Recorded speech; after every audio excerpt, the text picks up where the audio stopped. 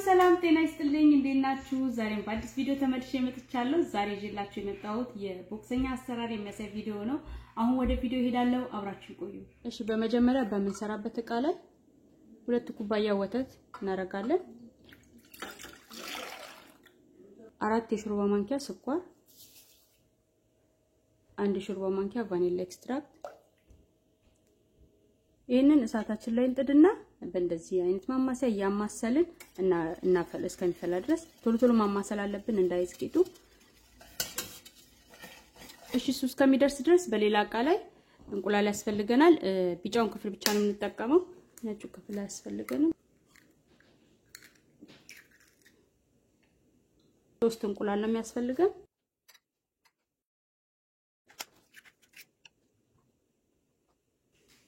እሺ እንደዚህ እንደምታዩ 3 እንቁላል አዘጋጅቻለሁ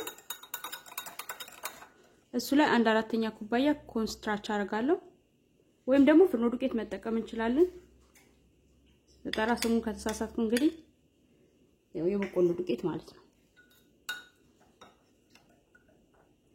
እና ትንሽ የጨው አረግበታለሁ ትንሽ ከዛ አብረን እንቀላቅለዋለን እሺ ወተታችን እንደምታዩት ደርሷል ከፈላው ወተት ላይ ግማሽ ኩባያ የሚያክል እንቀንስና ቀዝቀዝ ማለት አለበት እሺ ወተቱ በጣም መቀዝቀዝ ሳይሆን መካከለኛ ቀዝቀዝ ሲል ትንሽ እየጨመርን እናማስለዋለን እንቁላሉ ላይ ማለት ነው እንቁላሉን እንዳይፈረፍረው በጣም ትኩስ መሆን የለበትም በጣም በትንሹ ነው ማረጋው ልክ እንደዚህ እንደምታዩት ጠብ ያረግን እንቀላቅሏለን ሁሉንም ግማሽ ኩባያ እስከሚያልቅ ድረስ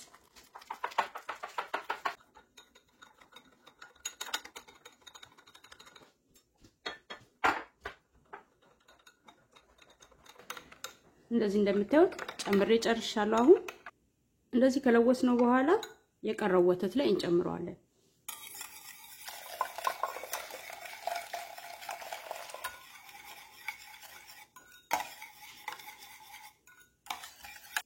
እንደዚህ ከቀላቀልነው በኋላ እናጠለዋለን ምናልባት የተፈረፈረ ካለ የጓጎለም ነገር ካለ እንዲወጣ እናጠለዋለን ወደ ብረት ድስቱ ከከተትን በኋላ መልሰን እናበስለዋለን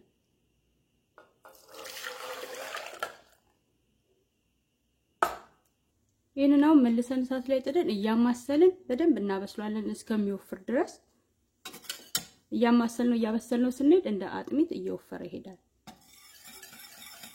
ማቋረጥ የለብንም ማማሰላችንን እሳቱን መካከለኛ ላይ ማድረግ አለብን በጣም ሃይ እንዳይሆን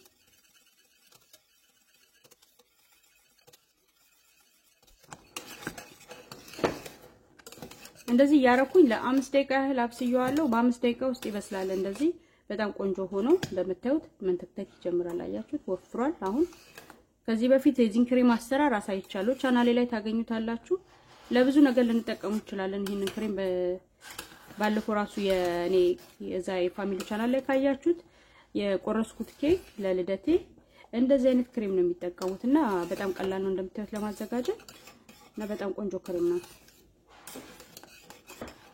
ስለዚህ አሁን ይበቃዋል አሁን ይሄንን እሳቱን አጠፋውና እሳቱ እስከሚቀዘቅዝ ድረስ እዚሁ ላይ ያማሰልኩት እቆያለሁ እሺ አሁን በማስቀመጥበት ዕቃ ላይ ክሬሙን አረጋለሁ መጀመሪያ ካላጠለላችሁት ክሬሙን አሁን ማጠለል እንችላለን እዚህ ጋር ቀደም ስላጠለልኩት አሁን ምንም ማጠለል አይጠበቅብኝም ለዛ ነው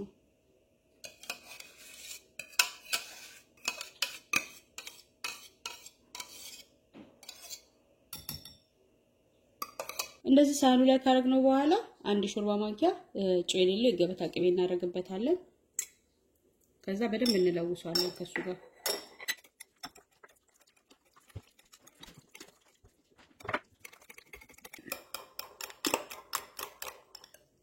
እንደምታዩት በደንብ ተለውሷል አሁን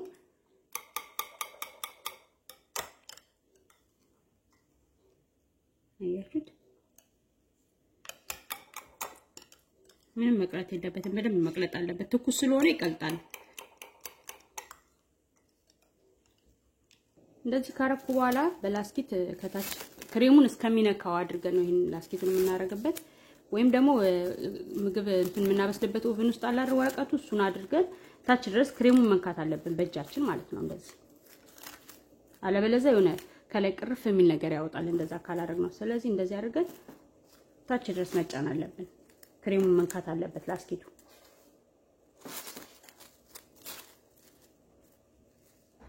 እንደዚህ አድርጌ አያችሁት በደንብ አስነክቸዋለሁ። ክድና አድርጌ ፍሪጅ ውስጥ አስቀምጠዋለሁ። ፍሪጅ ውስጥ ለ2 ሰዓት ወይም ደግሞ ማሳደርም እንችላለን። ለ2 ሰዓት ያህል እናቀዘቅዘዋለን። እሺ በምንሰራበት ድስት ላይ 3/4 ኩባያ ውሃ እናደርጋለን። እላዩ ላይ 1/3 ኩባያ ቅቤ እናደርጋለን።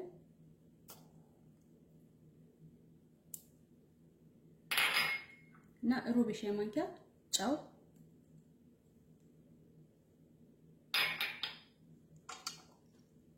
እዚህ ላይ እንደዚህ እሳት ላይ ጥደን እናበስለዋለን ማለት ነው። ቅቤው እስከሚቀልጥ ድረስ የምንጠቀመው በእንደዚህ ማማሰያ ነው።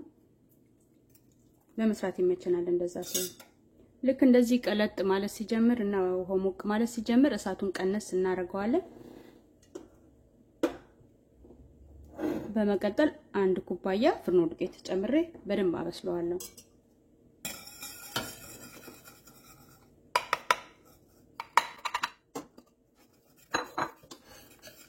በነገራችን ላይ የተጠቀምኩት ጨው የሌለው የገበታ ቅቤ ነው። ስለዚህ ይሄንን ልክ እንደ ገንፎ እናበስለዋለን ለ5 ደቂቃ ያህል። ከዚህ በኋላ ቀይረን መጠቀም ማማሰያ መጠቀም እንችላለን። ካስቸገራችሁ እንዳይጓጉል ያደርግልናል ይሄንን ስንጠቀም። ለዛ ነው መጀመሪያ ይሄንን የተጠቀምኩት። ልክ እንደዚህ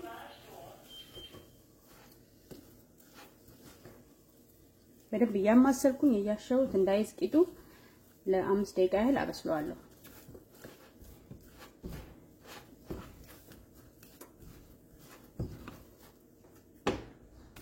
አሁን ይበቃዋል። እንደዚህ እንደምታዩት ቆንጆ ሆኖ በስሏል። ወፈር እያለ ይመጣል ደረቅ እያለ።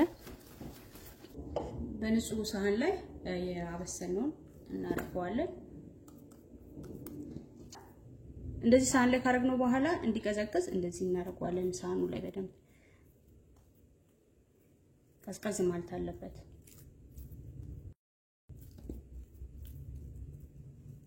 በትን እንደዚህ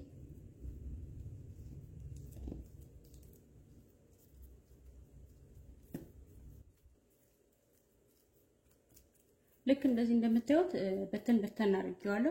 እንደዚህ ስናረገው ቀዝቀዝ ይላል። በጣም መቀዝቀዝ የለበትም፣ ግን ትንሽ በመጠኑ ቀዝቀዝ ሲል እንቁላል እናረጋለን። እንቁላሉን አንዳንድ እየሰበረን ነው የምንከተው፣ በአንድ ጊዜ ሁሉንም አንከትም። አንዱ እንደዚህ ከከተትኩ በኋላ እለውሰዋለሁ ቀስ እያልኩኝ ማለት ነው። እንዳይፈረፈርብን በጣም በጥንቃቄ መሆን አለበት፣ አለበለዚያ እንቁላሉ ፍርፍር ይልብናል።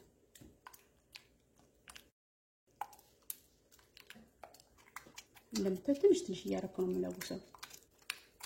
በማሽን መምታት እንችላለን። ይሄንን ከፈለጋችሁ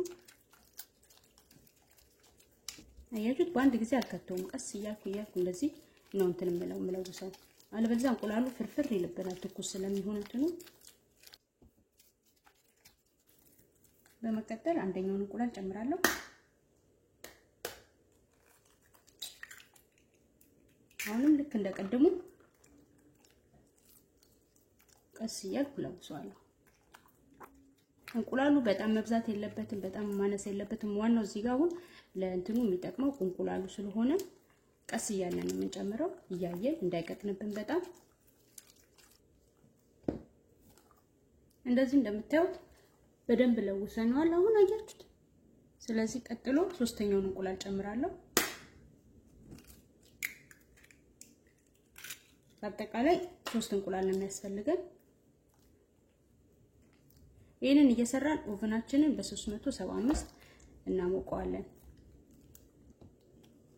ልክ እንደዚህ እንደምታዩት በደንብ አማስያለሁ። በጣም ማማሰል የለብንም። ልክ እንደዚህ በቃ በደንብ ተቀላቅሎ እንትን ሲል ይበቃዋል። አያችሁት አሁን ቆንጆ ሆኖ እንትን ብሏል።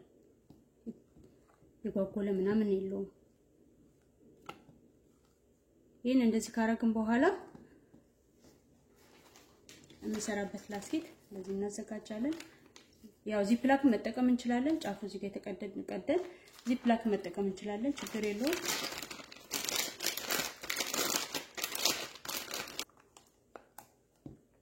ሶስት ጨምራለሁ።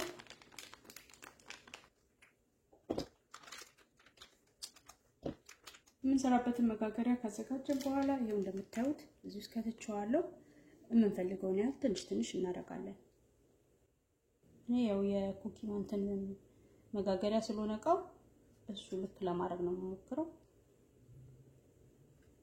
ያው ቤት ውስጥ የምናዘጋጀው ነገር ስለሆነ ምንም ማካበድ አያስፈልገውም፣ እንደፈለግነው መስራት ነው። ለገበያ እስካልሆነ ድረስ መጨናነቅ አያስፈልገውም።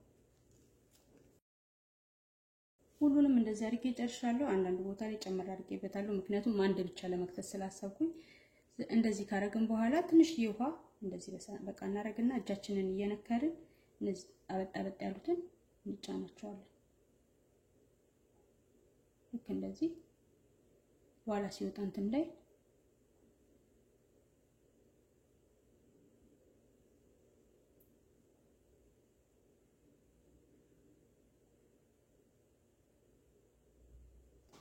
ልክ እንደዚህ ካረኩኝ በኋላ ኦቭኑ አሁን ደርሷል። በ375 ለ10 ደቂቃ አበስለዋለሁ።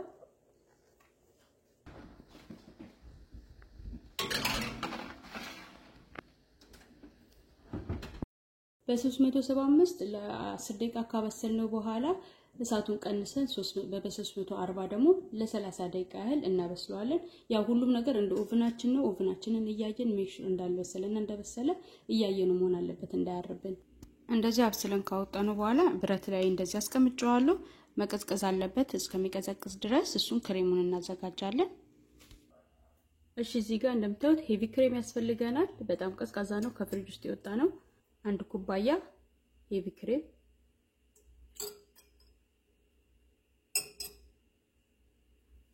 ባርገን እንመተዋለን። ይሄንን የምንጠቀመው ሽቦውን በእጃችንም መምታት እንችላለን። ይሄንን ያው ጊዜ ይወስዳል። በጣም ደግሞ መምታት የለብንም፣ ምክንያቱም በጣም በመታነው ቁጥር ከክሬምነቱ ወደ ቅቤነት ይቀየራልና እንደዛ እንዳይሆንብን በጣም መምታት የለብንም። ይሄኛውን ክሬም መተው ይቻላል። ቅድም በሰራነው ክሬም ብቻ መስራት እንችላለን። ግን ይሄኛውን ክሬም ብታረጉበት ደግሞ ሞር ይጣፍጣልና ቆንጆ ይሆናል። ግን በሁለቱም መስራት እንችላለን፣ ችግር የለውም። እንደምታዩት አሁን ይበቃዋል። ልክ እንደዚህ እንደምታዩት ይሄ ትናንትና አዘጋጅተን ያሳደርነው ክሬም እንደዚህ ሆኗል። እንዳልኳችሁ 2 ሰዓት ማቆየት እንችላለን። ልክ እንደዚህ ነው ሆኖ በማሽን ይሄንን መምታት እንችላለን። እኔ ግን አሁን በዚህ ለመለውሰው ትንሽ ደረቅ ነገር ስለሚል አያችሁ መለወስ አለብን በደንብ ከክሬሙ ጋር ከመቀላቀላችን በፊት። ልክ እንደዚህ ለስለስ ይላል። በምትመቱ ሰዓት በደንብ ጊዜ ወስዳችሁ መምታት ነው። አሁን ይበቃዋል። በመቀጠል ያዘጋጀነውን ክሬም እየቀነስን እላዩ ላይ እናደርግና ከሱ ጋር እንቀላቅለዋለን።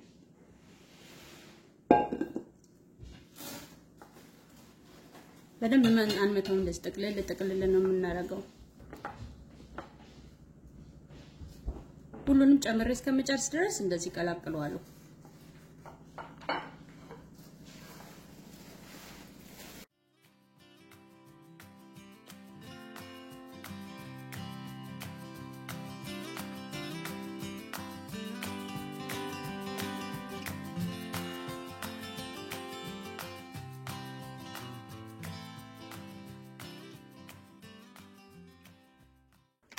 እሺ የምጠቀምበትን ላስቲክ አዘጋጃለሁ። እኔ የምጠቀመው ይሄኛውን ብረት ነው የምታዩት። እንዳልኳችሁ በዚህ ፕላክ መጠቀም እንችላለን፣ ችግር የለውም። ብረቱን መጠቀም አይጠበቅብንም።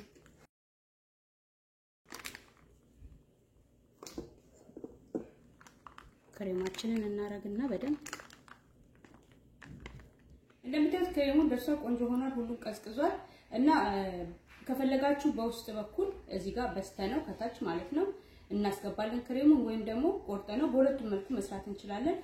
በነገራችን ላይ ብስኩቱ እንደዚህ እንደምታዩት ቆንጆ ነው የበሰለው እና እንደዚህ ስንቆርጠው ውስጡን ስንቆርጠው አያችሁት እንደዚህ ክፍት መሆን አለበት ባዶ ነው መሆን ያለበት እንደዚህ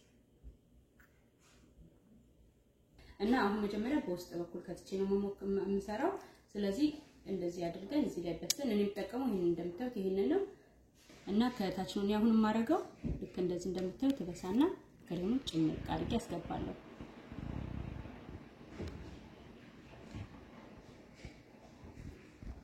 ልክ እንደዚህ ሁሉንም እንደዛ አረጋለሁ የቀረውን ደግሞ ግማሹን ቆርጠ እናረጋለን ማለት ነው ምን ፈልገው ነው ያህል ዛሬ ካሜራውን ያዘው ያቢ ነው እንግዲህ ጥሩ ይቀረጽ አይቀረጽ እንግዲህ ማንንም የሚያውቅ የለም ስታዩ ሰይዲ ሳረግ ነው ማቀው ስትናኩት እንደዚህ ስታስገቡት ራሱ ይታወቃችኋል እጃችሁ ላይ ገፋ ነገር ያደርጋችኋል በደንብ በቂ ማድረግ አለማድረጋችሁን ለማወቅ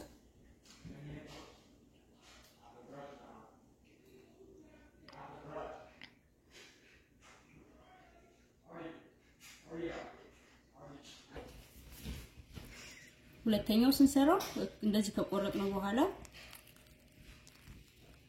የምትፈልጉትን ያህል ክሬም አያችሁት እንደዚህ በዲዛይን ስናደርገው ስንከርነው ቆንጆ ይሆናል ያነሳ ነው ወለው ላንተን ቀስ አድርገን እናስቀምጠዋለን ልክ እንደዚህ እንደምታዩት ቆንጆ ነው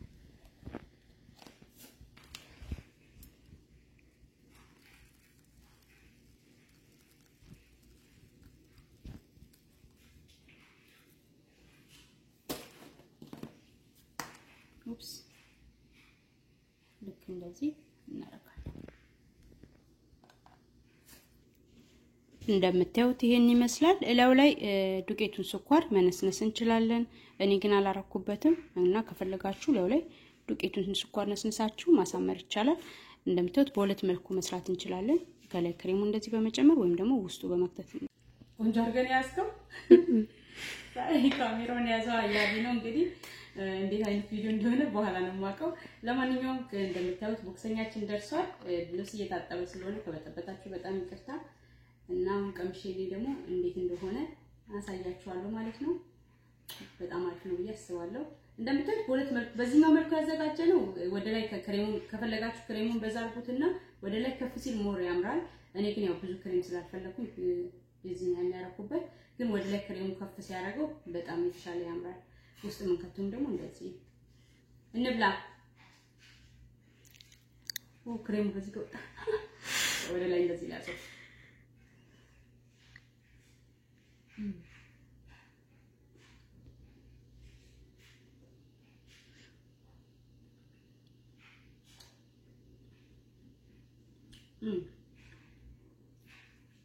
ክሬም አለብኝ አንተ ካሜራማኑ በጣም በተለያየ መልኩ ነው እንትን እያለ ያለው እንግዲህ እንደምታዩት በጣም ቆንጆ ነው ያው ከላዩ ላይ ፓውደር ሹገር ዱቄቱ ስኳር ተነሰንሱበት የተሻለ ያምራል ጣም ላይ ግን በጣም የሚገርማችሁ ነገር ብዙ ስኳር ስለሌለው በጣም ቆንጆ ነው ስኳር የበዛበት ነገር አይደለም እንዳያችሁት ክሬሙ ላይ መጀመሪያ ሁለተኛው ክሬም ላይ ስኳር ስላላረኩበት በጣም ቆንጆ ነው ስኳር የምትፈልጉ ከሆነ ግን ክሬሙ ስታዘጋጁ የሄቪ ክሬሙ ስኳር ትንሽ አድርጉበትም የተሻለ ስኳር ሞር ከፈለጋችሁ ይሄኛው ብዙ ስኳር የለውም እና እኔ እንደዚህ ነው የወደድኩትኝ እናንተ ደግሞ ሞክሩትና አስተያየታችሁን ላኩልኝ በጣም አሪፍ ነው ለልደት ለማንኛውም ድግስ ላይ እንደዚህ ሰርተን ብናቀርበው አንደኛ ቀላል ነው ለመስራት በጣም ከባድ አይደለም ያው እንዳልኳችሁ ቅድም ስንለውሰው እንቁላሉን ቀስ እያልን መለወስ አለብን በጣም ትኩሱ ላይ መጨመር የለብንም እሱን ካስተካከልን በጣም ፐርፌክት ነው የሚሆነው እና በጣም ቆንጆ ነው እኔ ተመችቶኛል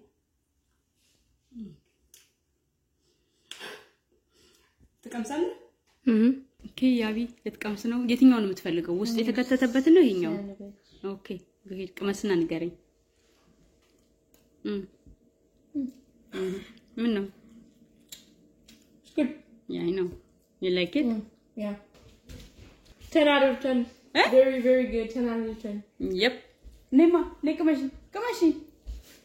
የትኛው ነው የምትፈልጊው ይሄኛው ውስጡ የተከተተ ነው ይሄኛው ደግሞ ከላይ ተከፍቶ ነው የተከተተው which one okay try ሁሉም ሁሉም አንድ ነው ወይስ say it basic እንዴ ነው